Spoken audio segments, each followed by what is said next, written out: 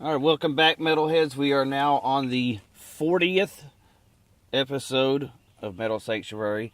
And for the 40th, kind of appropriately, since we did the last one on Top 5 Guitarists, we make this one the Top 5 Most Metal Records. For me, when I did this list, it was about what records in the top 5 as a collective would best represent metal and everything it's about, to its heaviest, to its most controversial, to its roots, to everything. And so, I obviously left off death metal bands because I feel that's more of kind of like a more brutal thing and not more of a most metal thing. So, without further ado, I'm starting in on my number 5. My number 5, Venom, Welcome to Hell. This, for me, brings the evil, the satanic, the dark, the speed that would eventually kind of lead to thrash, the non-traditional vocal style in metal. For me, it's that record, and especially if you think about metal album covers as well. I think it's one of the more scarier things you'll hear and see, and that's why I don't think it's one of my top 5 best metal records, period. But for most metal and for the position they hold in the criteria I put for the list as an entirety, that's what I have as my number 5. Definitely, it's a great album, and I love the fact that Venom, these guys, they came from essentially nothing. Most of the early stuff sounded like it was recorded, in their dad's garage on a ghetto blaster in the corner of a jam room. And these guys made some of the heaviest music, that we've ever heard.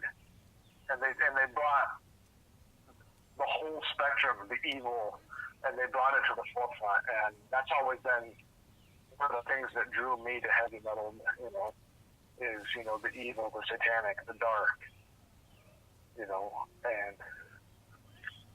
these guys brought it up into the mainstream and made music out of it. For my number 5, I chose the semi-thrash band Exciter, their album, I think it was their third album, the 88 self-titled album, Exciter. When you listen to this album, it's just metal. It's heavy metal from beginning to end. There's no other way to define it. Right off the bat, from the first time I heard the intro, the Scream Bloody Murder, I was hooked. Very underrated band, coming out of a scene that was really popular when the speed and thrash metal stuff came out. Not a lot of talk about Exciter, really, because I think mainly that was kind of more of like an American thing, and Exciter being a Canadian band. I was a little late to the party getting into them. I want to say Violence and Force may have been my introduction to Exciter. My number 4 is a record I know you don't particularly care for, but I think for what metal was kind of sounding like in the 90s, I've got Pantera's Far Beyond Driven. It's not my favorite Pantera record, but I think it's a little more raw sounding than Vulgar Display of Power. I think just from like what the parents would call the noise aspect in some of the songs, I think also you got the album cover as well with a drill going through a skull. That's why I had to put this on my list. It's just very it's metal. It's heavy. It's you can't think of anything else of what to call it. I agree agree. It's definitely a heavy album, and I toyed back and forth with. I almost put Cowboys from Hell on here, and the only reason why I didn't is because to me Pantera is groovy. They have a groove to them. Right. And to me, that groove takes away from what I was going with this list, and being just, when you think heavy metal, what albums define that?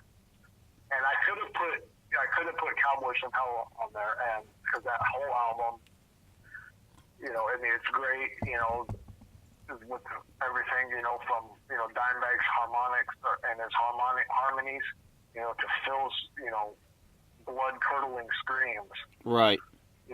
But when you have that groove aspect in the background, to me, that doesn't really define the term heavy metal.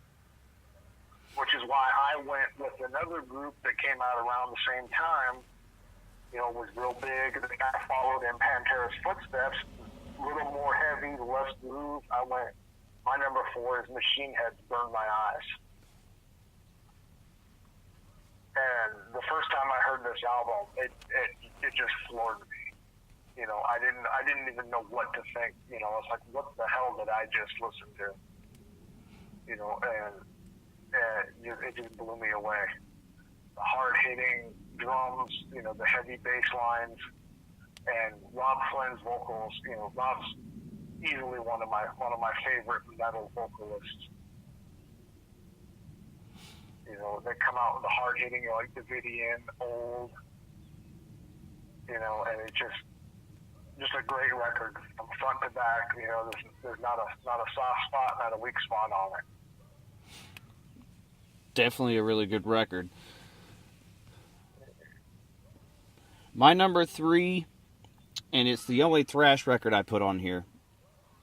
I had to really rein myself in to keep from making it all 5 thrash, because I very easily could have. My number 3, I think, is, even though it didn't make our top 10 most essential thrash records, I think it's the epitome of thrash. I think it's what how most people would say a thrash record should sound. It's got the controversy because of certain topics that it's got, and I'm talking about the 1986 release by Slayer, Rain and Blood. I don't think there's a metalhead out there that doesn't know the opening drum beats and guitar harmony to start off Raining Blood. You've got Angel of Death, which talks about a guy who's doing very sadistic things to the Jews in the concentration camps. You've got songs like Piece by Piece, kind of starting the kind of pre-death metal lyrics with dismembered bodies and things of this nature, because prior to that, nobody's really doing it. I feel like Slayer, that record by Slayer brought that aspect to what I was trying to bring in a totality of my top 5. Yeah, definitely. It's definitely, I think, Slayer's epitome. My favorite album from them is God Hates Us All, but I think musically and writing, I think Rain and Blood was their peak. I just like the direction that they went with some of their later albums, but I think Kerry King and Jeff Hanneman, Tom Araya, and Dave Lombardo, I think they nailed it with that. I went with a semi-thrash record for my number 3, 1988, So Far So Good, So What from Megadeth.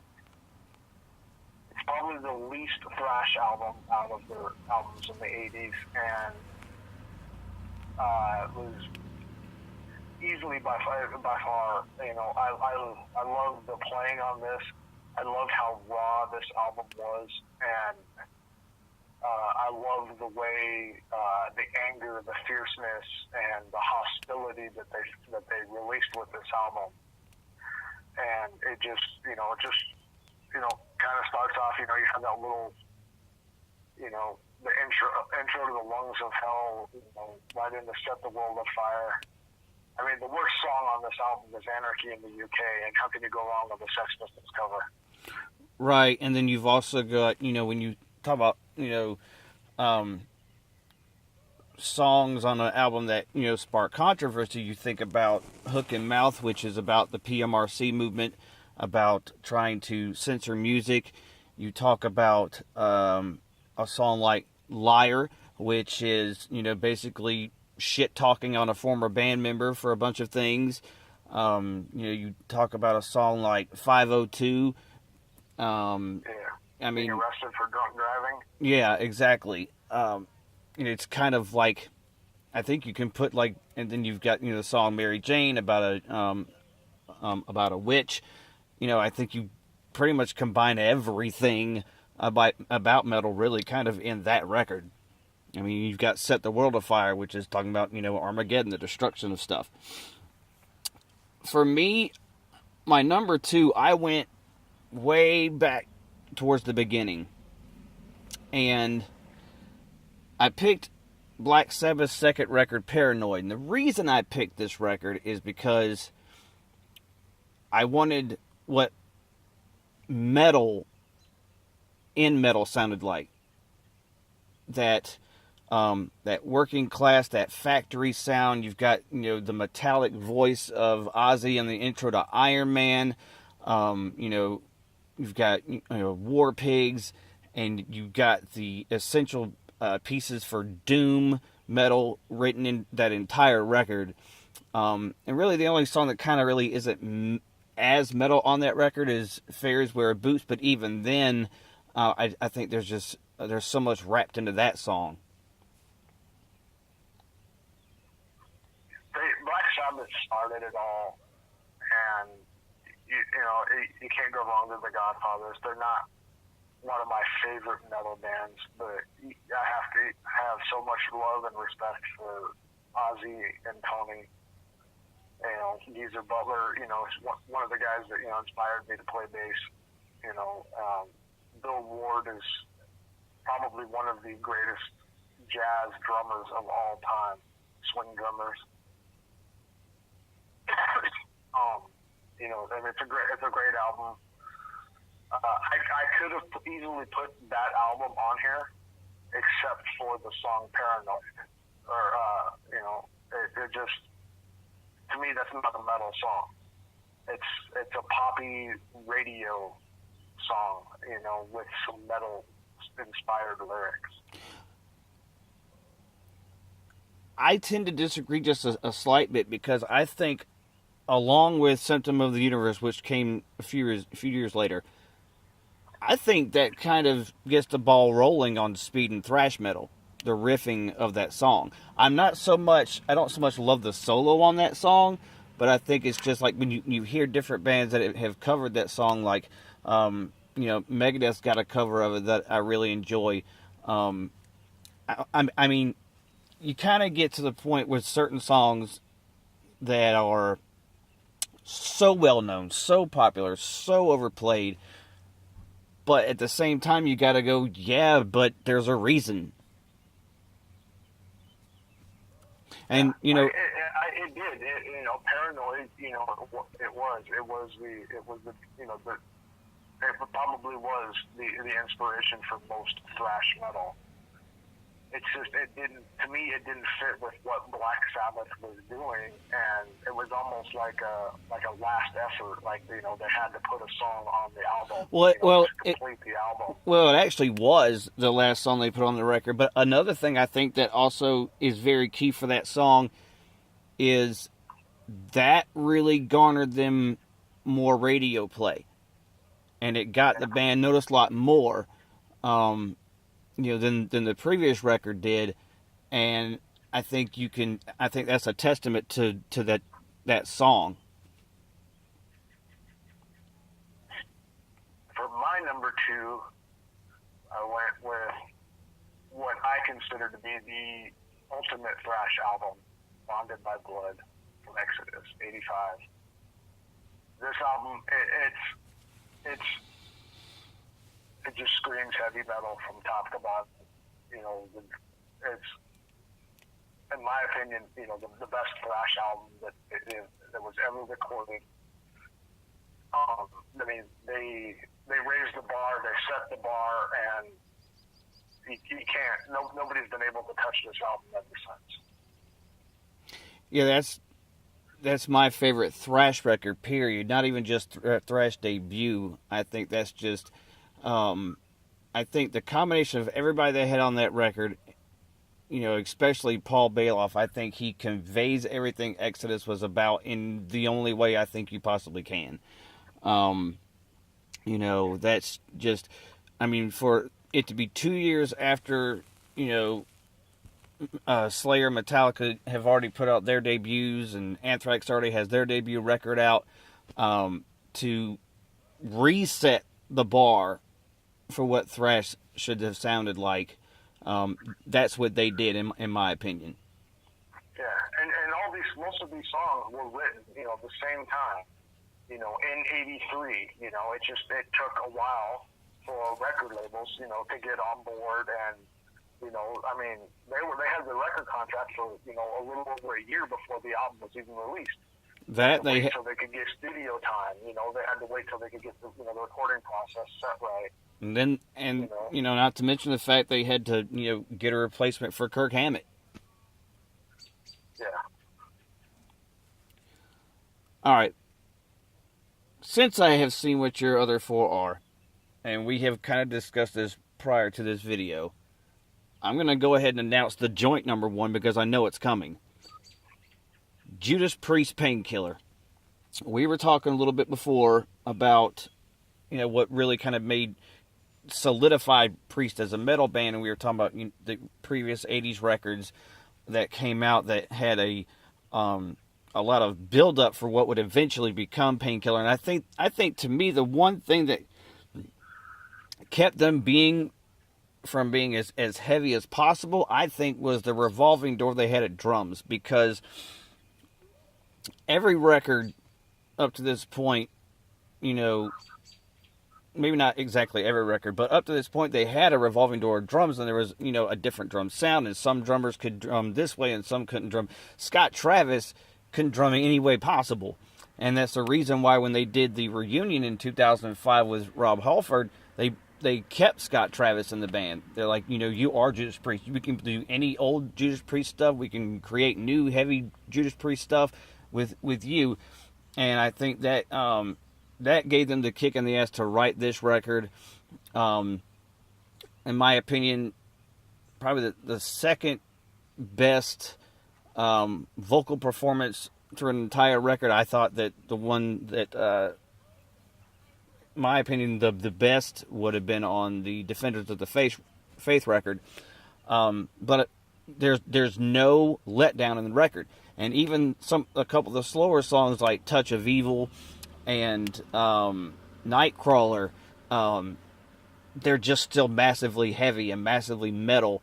And you have to, you know, once again kind of go back to the roots of metal. And even though it comes a good 20 years after the first Black Sabbath record, they're there right there after Sabbath and prior to Maiden as being, you know, the founding kind of grandchildren of Black Sabbath.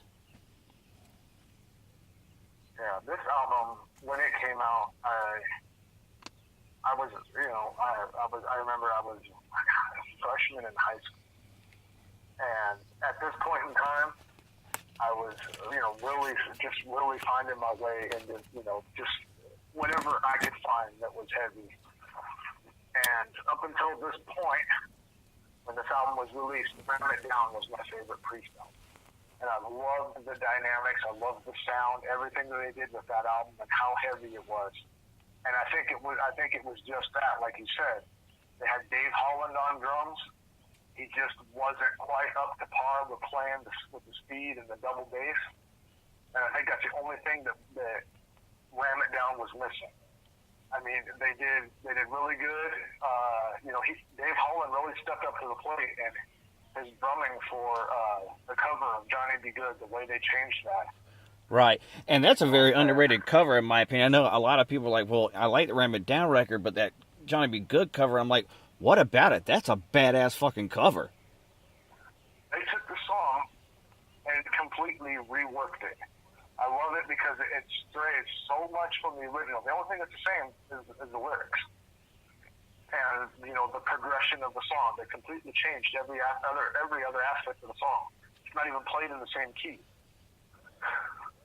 Well, it's funny because... They essentially made it their own, but when they came out with Painkiller, it's like they took everything. They took all of Glenn Tipton's music ability, everything that he could, you know, it's like, you know, and he perfected it, and he came out with this album. And the way they produced it, you know, he switched to using, him and KK both switched to active pickups in their guitars to get a more distinct sound, a more precise tone. And the way that they mixed it, the way it was produced, it just screams heavy metal. And that year alone, 1990, if you think about the records that came out, to me, that's the perfect production sound for metal records. Seasons in the Abyss, Rust in Peace, Cowboys from Hell, Painkiller. I mean, that's, to me, where it was the most crisp production without being completely so thick that the instruments really didn't sound like instruments anymore. Yeah. Well, we have a huge task ahead of us because the only one we agreed on, period, was Painkiller. I think we should just leave it as it is and let everybody else just take it in and let everybody else make your own list. Make your own list. Post it in the comments. You know, if you feel there's something that we forgot, you know, because I can't take away what you feel is metal, and just like you can't take away what I feel is metal. Right. It's up to each individual. You know, this isn't a list that I don't think I can't take away your Pantera on your list, just like you can't take away my Machine Head. I don't think this is something that we can collaborate on and come up with one list. Right. I think everybody should make their own list. All right, so that's how we're going to leave it. Our joint number one is Painkiller. After that, it's up to you. So, a personal record, 3 videos in one day, 2 with Buddy Porter. And we're going to sign off before this thing tells me I don't have any more memory on my phone. And God bless.